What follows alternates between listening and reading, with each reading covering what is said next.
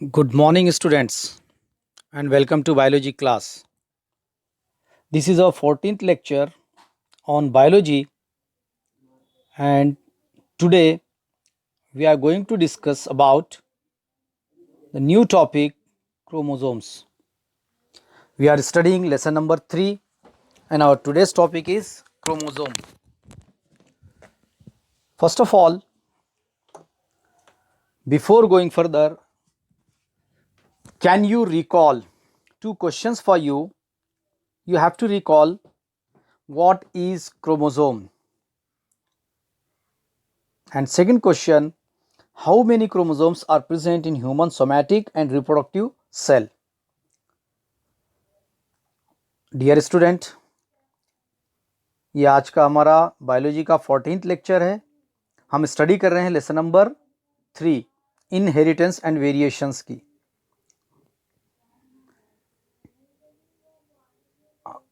आगे जाने से पहले आपके लिए कुछ क्वेश्चंस है.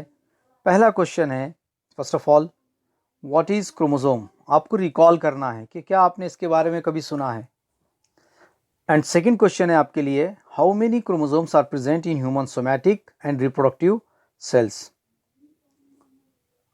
आप इसके आपके लिए ये फेमिलियर वर्ड है, आप इससे फेमिलियर हो, आपको पता है क्रोमोसोम्स क्या है. मैं एक बार फिर से रिपीट कर रहा हूँ. Chromosomes are nothing but filamentous bodies which are present in the nucleus and functions as a hereditary unit. Chromosome filamentous bodies हैं, थ्रेड लाइक बॉडीज हैं जो एक्चुअल न्यूक्लियस के अंदर प्रेजेंट रहेंगे एंड ये एक्चुअल कैरेक्टर को इनहेरिट करेंगे. आपके लिए नेक्स्ट क्वेश्चन है, how many chromosomes are present in human somatic cell and reproductive cell. Somatic cell means body cells and reproductive cells are nothing but it produce gametes. तो आपको बताना है कि क्रोमोसोम का जो नंबर है वो कितना रहेगा सोमैटिक सेल या बॉडी सेल में और रिप्रोडक्टिव सेल में. एज यू नो, जैसे आपको पता है कि सोमैटिक सेल में हर ह्यूमन बींग्स के अंदर 46 नंबर ऑफ क्रोमोसोम्स होते हैं एंड रिप्रोडक्टिव सेल्स में जब इससे गैमेट्स फॉर्म होंगे देन ये 23 इन नंबर रहेंगे, यानी हर गैमेट के अंदर 23 नंबर ऑफ क्रोमोसोम्स रहेंगे. It means it is only one set और it is haploid. And somatic cell या बॉडी सेल्स के अंदर ये एक्चुअल में डिप्लॉइड रहेंगे. Got it student. अब इसके आगे बढ़ने से पहले, हम इस टॉपिक को शुरू करने से पहले, मैंने आपको कल के लेक्चर में कुछ क्वेश्चंस दिए थे as a work. I hope आपने उसको कंप्लीट किया होगा, प्रिपेयर किया होगा. आज हम उसके आंसर्स फाइंड करेंगे. First of all, first 2 questions थे आपके. This one, look at here. What is qualitative and quantitative inheritance. आपको बताना है कि क्वालिटेटिव और क्वांटिटेटिव इनहेरिटेंस क्या है. तो जैसे इसके मीनिंग से ही हमको समझ में आ रहा है, सॉरी वर्ड से ही मीनिंग समझ आ रहे हैं कि यहाँ पर पहला वर्ड है क्वालिटेटिव, मीन्स यहाँ पर क्वालिटी एक्चुअल क्या बोलेंगे इन्वॉल्व है, क्वालिटी बेस्ड है. और दूसरा वर्ड है क्वांटिटेटिव, मतलब यहाँ पर क्वांटिटी बेस्ड है. यानी ऐसा इनहेरिटेंस जो क्वालिटी पर बेस्ड हो, दैट इज़ क्वालिटेटिव. और इसके लिए एक वर्ड आता है मोनोजेनिक, यानी यहाँ पर एक सिंगल जीन एक्चुअल इसके ऊपर इफेक्ट करेगा इस इनहेरिटेंस पर. और क्वांटिटेटिव, इसको हम कहते हैं पॉलीजेनिक इनहेरिटेंस, जो हम प्रीवियस लेक्चर में डिस्कस कर चुके हैं पॉलीजेनिक इनहेरिटेंस को. फिर भी उसको हम रिपीट करेंगे, that is quantitative inheritance. In simple terms आप इसको लिख भी सकते हो, याद भी करें आप. Qualitative inheritance is the type of inheritance in which single dominant gene influences a complete trait. यानी जिसको हम क्वालिटेटिव इनहेरिटेंस बोलेंगे, ये actual it is a type of inheritance in which a single dominant gene influences a complete trait. ये ऐसा inheritance है जिसके अंदर एक सिंगल जीन इन्फ्लुएंस करता है उस कंप्लीट ट्रेट को, यानी जो भी एक सिंगल डोमिनेंट जीन रहेगा वो उस पर्टिकुलर कैरेक्टर के लिए वो एक सिंगल डोमिनेंट जीन रिस्पॉन्सिबल रहेगा। Now the second one quantitative inheritance, यानी ये पॉलीजेनिक टाइप है। इसके अंदर जैसे क्वांटिटी है, it means it is a type of inheritance in which one or more than one gene in which the dominant alleles have cumulative effect। अब इसके अंदर एक तो मोर देन वन जीन रहेंगे और हर जीन का अपना क्यूमुलेटिव इफेक्ट रहेगा। क्यूमुलेटिव मीन्स एडिटिव इफेक्ट, या जिस पे हम बोलेंगे एडिशन वाला इफेक्ट, यानी हर जीन अपना कुछ ना कुछ इफेक्ट इसके अंदर शो करेगा। अगर मोर देन वन जीन है, फॉर एग्जांपल अगर हम डाईहाइब्रिड क्रॉस लेते हैं, ट्राईहाइब्रिड क्रॉस लेते हैं, तो उस केस के लिए डाईहाइब्रिड में जो दोनों जीन रहेंगे, two pair of genes, actual वो अपना अपना इफेक्ट शो करेंगे। Got it student? अब आपका सेकंड क्वेश्चन है, find out the traits of quantitative inheritance in humans. तो सिंपली हम इसकी एग्जांपल ले सकते हैं कि जो क्वांटिटेटिव ट्रेट्स है ह्यूमंस के अंदर, एक्चुअल उसका जो हाइट है, स्किन कलर है, एक्सेट्रा, इस तरह के ये क्वांटिटेटिव इनहेरिटेंस ह्यूमंस में प्रेजेंट होते हैं। Got it student? नाउ आपके लिए अगेन 4 क्वेश्चंस थे on the basis of this activity, उसको हमको डिस्कस करना है, जिसमें से फर्स्ट क्वेश्चन आपके पास ऑलरेडी प्रेजेंट है। एक टॉपिक है जिसके अंदर कंप्लीट इसकी डेफिनेशन आपको मिल जाएगी। Look at here, what is homologous chromosome? Then look at here, where it is here, homologous chromosomes. Remember it and try to learn it. The morphologically, genetically and structurally essentially identical chromosomes present in a diploid cell are called homologous chromosome. यहाँ पर homologous chromosomes कौन से देखिए, जो morphologically, genetically, structurally identical हों, यानी similar हों, morphologically भी हों, genetically भी हों और स्ट्रक्चरली भी, यानी एक्सटर्नल अपीयरेंस में भी, morphology means external appearance, genetically यानी इंटरनल मेकअप, इंटरनल स्ट्रक्चर, और उसके साथ साथ उनका स्ट्रक्चर भी सेम होना चाहिए, साइज स्ट्रक्चर सेम होना चाहिए। Identical means same. Such chromosomes are called as homologous chromosomes. Got it student? ये आपके फर्स्ट क्वेश्चन का आंसर है। नेक्स्ट क्वेश्चन है आपके लिए second question. Look at here, in which phase of meiosis 1 homologous chromosomes segregate? तो बहुत ही simple answer है इसका, एनाफेज फर्स्ट या 1 ऑफ मियोसिस 1, ये वो फेज है जिसके अंदर क्रोमोसोम्स सेग्रीगेट होंगे। ये मियोसिस के बारे में है, आप इसको अच्छे से याद रखें। माइटोसिस का अलग आएगा, उसमें नंबर्स नहीं आएंगे, 1 नहीं आएगा। मियोसिस 1, एनाफेज 1 ऑफ मियोसिस 1 में क्या होगा, homologous chromosomes segregate means separate होंगे। नाउ थर्ड क्वेश्चन है आपके लिए, where are genes located? Genes कहाँ पर लोकेट होते हैं, प्रेजेंट होते हैं? ओके तो बहुत सिंपल है, अगर हम देखें तो जीन्स एक्चुअल ये क्रोमोसोम का सेगमेंट है। Okay, genes are a segment of DNA, और जैसे आप genes are the segment of DNA, answer to this question is genes are segment of DNA and DNA is present on chromosome, hence they both contain genetic material। Actual में अगर हम देखें तो jeans कहाँ पर प्रेजेंट रहेंगे, no doubt chromosome पर रहेंगे, बट जीन्स एक्चुअल डीएनए का एक पर्टिकुलर सेगमेंट रहेगा और डीएनए एक्चुअल प्रेजेंट होता है क्रोमोसोम में, क्रोमोसोम पर, यानी क्रोमोसोम डीएनए से फॉर्म होगा और डीएनए और small fragment of DNA is called as gene, means indirectly the location of gene is chromosome. And last question है आज का हमारा, do the genes and chromosomes have similar behavior? The answer is yes. कैसे? Actual में जैसे अभी हमने discuss किया कि एक्चुअल जीन्स डीएनए पे प्रेजेंट है और डीएनए ये क्रोमोसोम पर प्रेजेंट होता है, और दोनों ही क्रोमोसोम और जीन दोनों ही एक्चुअल जेनेटिक मटेरियल को, दोनों के अंदर जेनेटिक मटेरियल प्रेजेंट रहेगा और जेनेटिक मटेरियल को वो नेक्स्ट जनरेशन को पास करेंगे। तो हम ऐसे बोल सकते हैं कि they both have similar behaviour, दोनों का बिहेवियर सिमिलर रहेगा। Got it student?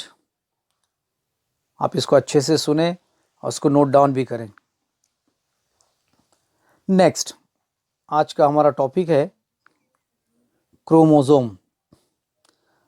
Come back करते हैं, हम आज के टॉपिक पर आते हैं क्रोमोसोम। अब हम इसको डिटेल में देखेंगे। What are chromosomes, size, shape, structure and number and function also. Look at here, chromosomes. Chromosomes are filamentous bodies present in the eukaryotic nucleus, and the term chromosome, Greek chromo means color and soma means body, was coined by W. Waldeyer in 1888.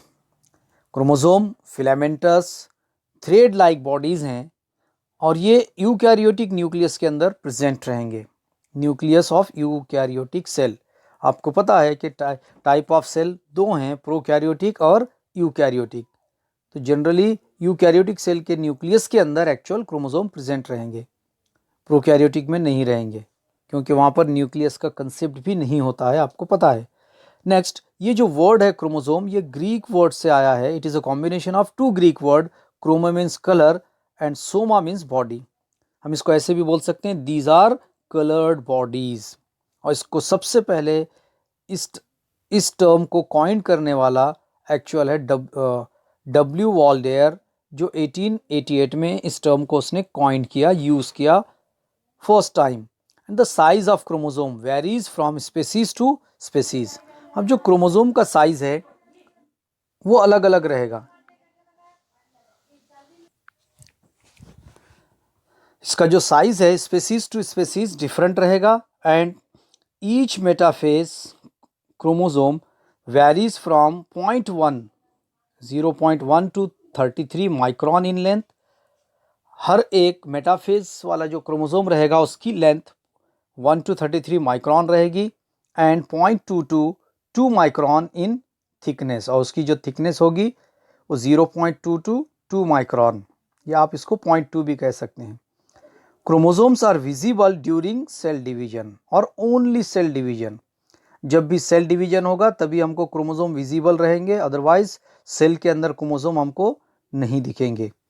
They are capable of self replication and play vital role in heredity, mutation and variations and evolutionary development of eukaryotic species. ये self replicated होते हैं, means they are having ability to replicate themselves and produce exact copies. वो अपने आप को अपने जैसे दूसरे एग्जैक्ट कॉपी के लिए कॉपी अपने जैसे तैयार कर सकते हैं, उसके लिए कैपेबल हैं। और इनका एक वाइटल रोल है हेरिडिटी के लिए, मीन्स ट्रांसमिशन ऑफ कैरेक्टर के लिए, म्यूटेशन जो सडन हेरिटेबल चेंज होता है उसके लिए भी रिस्पॉन्सिबल है, sudden inheritable change that occur in the genome of an organism, that is mutation. And next, variations के लिए, यानी जो चेंजेस होंगे स्लोली ग्रेजुअली और बाद में न्यू स्पीसीज इवॉल्व होंगे। And evolutionary development means evolution के लिए भी, यानी स्लो ग्रेजुअल जो प्रोग्रेसिव चेंज होगा उससे यूकैरियोटिक स्पीसीज का क्या होगा, इवोल्यूशन होगा। And chemically eukaryotic chromosomes are made up of DNA, histone and non histone protein. अब ये जो क्रोमोसोम्स है यूकैरियोटिक क्रोमोसोम्स, ये एक्चुअल फॉर्म होते हैं, तैयार होते हैं डीएनए, ये मेन उसका कंटेंट है, कॉन्स्टिट्यूएंट एलिमेंट है, उसके साथ साथ स्टोन है एंड नॉन हिस्टोन प्रोटीन है, histone protein as well as non histone protein. Next thing, function of chromosome. Chromosome का फंक्शन क्या है? बहुत सिंपल, एक ही लाइन में फंक्शन एक्सप्लेन किया गया है।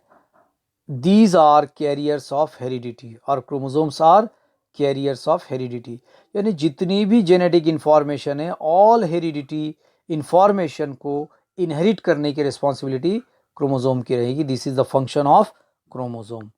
Now next one,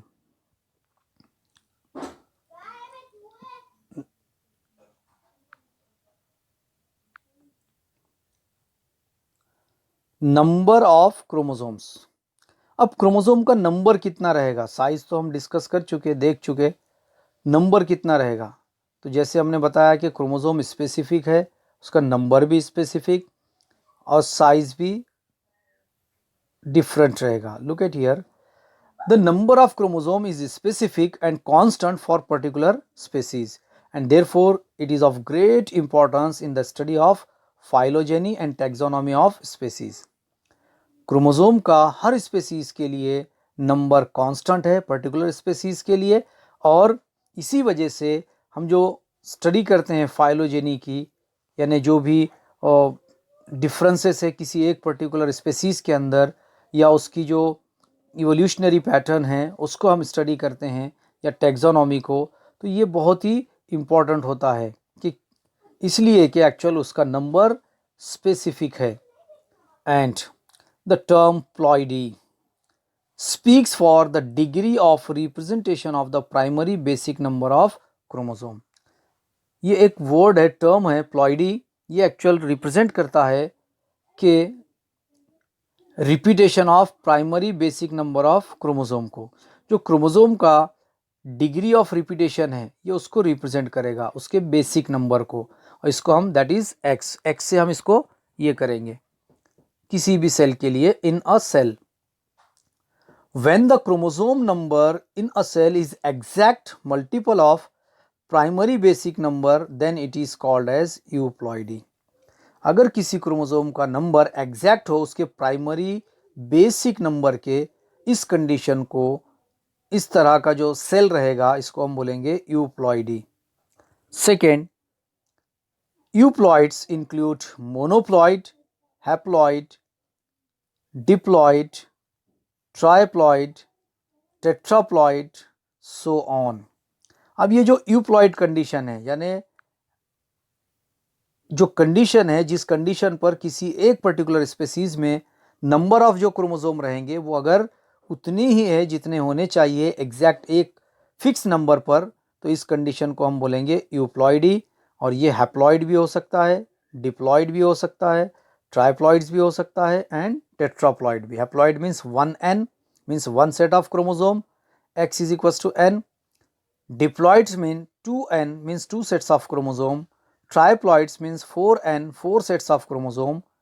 Likewise triploid means 3n, three sets of chromosome, and tetraploids means 4n, four sets of chromosome। हर एक पर्टिकुलर स्पेसीज के उस पर्टिकुलर नंबर को क्रोमोसोम के अगर वो फिक्स है तो उसको हम यूप्लॉइडी बोलेंगे। Next, when the chromosome number is not exact multiple of haploid set, अगर haploid set के exact multiple नहीं है, it is described as aneuploidy। it is aneuploidy। aneuploidy यहाँ पर एक्चुअल में haploid set का exact नंबर नहीं रहेगा। when the chromosome number is not exact multiple of haploid set, haploid set की अगर multiple है तो हैप्लॉइड सेट के मल्टीपल है तब यूप्लॉइडी, यानी एग्जैक्ट मल्टीपल रहेगा। हैप्लॉइड मतलब यहाँ देखिए एक सेट, दो सेट, तीन सेट, चार सेट, दैट इज उसका मल्टीपल टाइम्स हमको मिलेगा। बट एन यूप्लॉइडी कंडीशन में क्या होगा, इसके अंदर वो एग्जैक्ट सेट में मल्टीप्लाई नहीं होगा।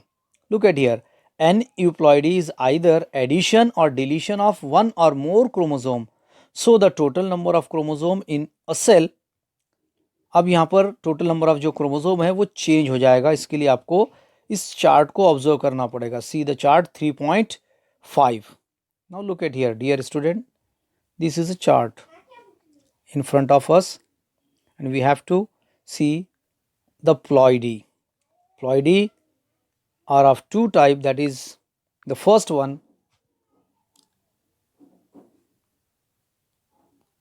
look at here, first one the ploidy, euploidy, and second one that is aneuploidy. Ploidy के दो टाइप है यहाँ पर आप देख सकते हैं, जैसे यहाँ हमको दिख रहा है कि प्लॉइडी कैसा है, प्लॉइडी यूप्लॉइडी भी है, एनयूप्लॉइडी भी है। यूप्लॉइडी में आप यहाँ पर देख सकते हो monoploidy 1n, diploidy 2n, polyploidy 3n, 4n, 5n, so on.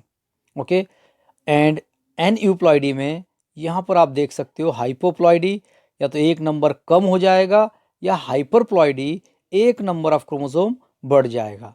Monosomy 2n-1, यानी ये डिप्लॉइड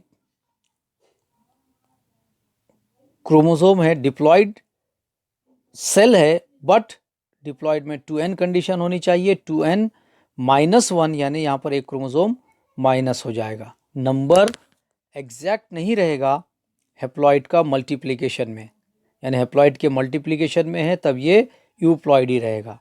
सेकेंड नलीसोमी 2n-2, जितने भी नंबर ऑफ क्रोमोसोम रहेंगे, डिप्लॉइड सेट है अगेन 2n, और उसमें से क्या हो जाएंगे, दो क्रोमोसोम नंबर माइनस हो जाएंगे, तब ये नलीसोमी हो जाएगा। नेक्स्ट ट्रायसोमी 2n+1, ये हमने देखा है ह्यूमंस के अंदर जो सिंड्रोम्स आते हैं, क्लाइनफेल्टर, टर्नर, उसके अंदर या तो ट्रायसोमी होगा, एडिशन ऑफ 1 एक्स्ट्रा क्रोमोसोम हो जाएगा। जैसे आपको पता है कि 46 नंबर ऑफ क्रोमोसोम्स होते हैं ह्यूमन बींग्स के अंदर, और 46+1 यानी XXY या XYY हो जाएगा।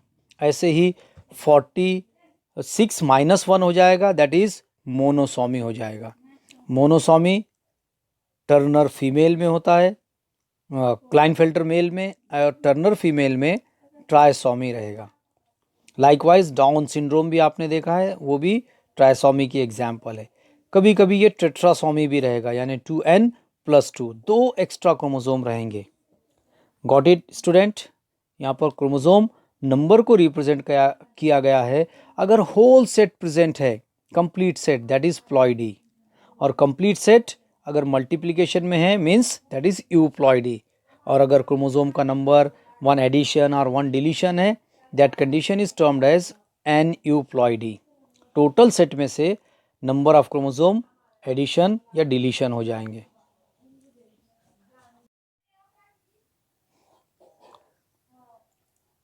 Next topic is structure of chromosome. Chromosomes are the best visible under microscope when the cell is at metaphase stage. It is because at this stage the chromosomes are highly condensed. Chromosome best visible रहेंगे microscope के through, लेकिन जब भी cell metaphase stage में होगा, metaphase stage में ये best visible होंगे। Why? Because at this stage the chromosomes are highly condensed, क्योंकि इस स्टेज में क्रोमोसोम बहुत ज़्यादा कंडेंस्ड, शॉर्ट हो जाते हैं, इसीलिए वो विजिबल हो जाते हैं। Next a typical chromosome. अगर हम एक टिपिकल क्रोमोसोम को देखेंगे तो कुछ इस तरह से हमको दिखेगा। A typical chromosome consist of 2 chromatids joined together at the centromere or primary constriction। इस तरह से हमको क्रोमोसोम का स्ट्रक्चर दिखेगा डियर स्टूडेंट। 2 क्रोमैटिड्स एक्चुअल एक दूसरे से अटैच रहेंगे, जॉइंट टुगेदर रहेंगे, और इस पार्ट को हम बोलेंगे primary constriction. This one primary constriction consist of a disc shape plate called kinetochore. ये जो प्राइमरी कंस्ट्रिक्शन है, ये एक्चुअल डिस्क शेप प्लेट की तरह होता है, या ये कंसिस्ट होता है डिस्क शेप प्लेट पर, जिसको हम बोलेंगे kinetochore. It is At the kinetochore, spindle fibers get attached during cell division. और यही वो प्लेस है काइनेटोकोर जहाँ पर स्पिंडल फाइबर अटैच होंगे सेल डिवीजन में. Besides primary constrictions, some few chromosomes possess additional one or two constrictions called secondary constrictions. Chromosomes में या कुछ क्रोमोसोम में प्राइमरी कंस्ट्रिक्शंस को छोड़कर एडिशनल एक्स्ट्रा वन और टू कंस्ट्रिक्शंस होंगे. आप यहाँ पर देख सकते हो, दीज आर सेकेंडरी कंस्ट्रिक्शंस 1 and 2.